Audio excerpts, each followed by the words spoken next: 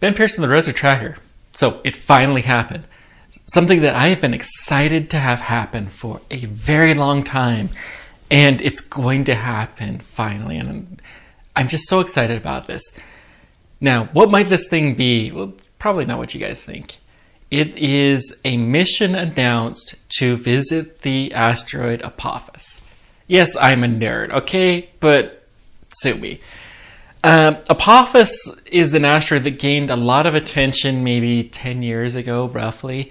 At the time, it had a non-zero chance of impact. It's I want to say 400, 500, 600 meter object, which would form a significant dent. It could be really a continent killer size of an asteroid.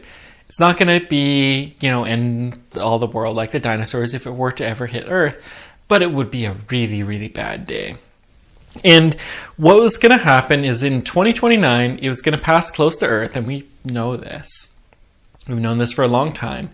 And if it passed at exactly the right height above Earth, it could be set up to hit Earth in, I want to say 2035. I should have looked this up. Anywho, we're going to send a mission there, and it's actually a mission that has already a history of tracing potentially lethal objects, and that is OSIRIS REx. So OSIRIS REx has been visiting the asteroid Bennu. It's currently on its way home. It has a sample of dust that it's going to collect so we can understand better the early parts of the solar system and that asteroid formation and stuff like that. That will be very valuable. Well, it's going to be dropping off its supply capsule at Earth, and it's going to do a flyby around Earth so they can change its orbit. And I didn't actually see when it's going to happen, but it's going to visit this asteroid Apophis and do at least a flyby. It'll no doubt be a very interesting target to observe. NASA has long had it on its list of objects that would be interesting to send a space mission to. There's one specific type of mission that they are forbidding to happen on this asteroid, though, and that is the DART-style impact that will change its orbit. We're not going to change the orbit of an object that's already just barely on the verge of not hitting Earth, unless we were pretty confident that it was going to hit Earth. And pretty confident is really a couple % chance. I forget exactly what the criteria is, but if we thought it had a good chance of hitting Earth, we would deflect it, and since we know that it's not going to in 2035, then we want to just leave it alone until such time that such a mission is needed.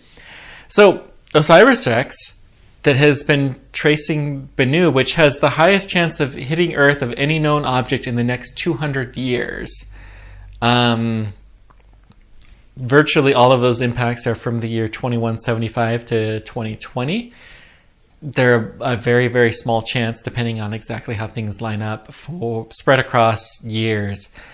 OSIRIS REx is able to improve our understanding of the asteroid Bennu, and so therefore that's going to no doubt decrease, but it is something of some interest. Now OSIRIS REx is going to do that again, helping to understand Apophis. And I know that when I was younger, I used to fantasize it would be a fantastic spot to send a mission up to mine the asteroid in 2029. And then in 2035, it's flying back by Earth again. 6 years later, you have everything all mined out. You could just do a small course adjustment at some point along the way to bring back whatever materials. Seems like a really, really great way.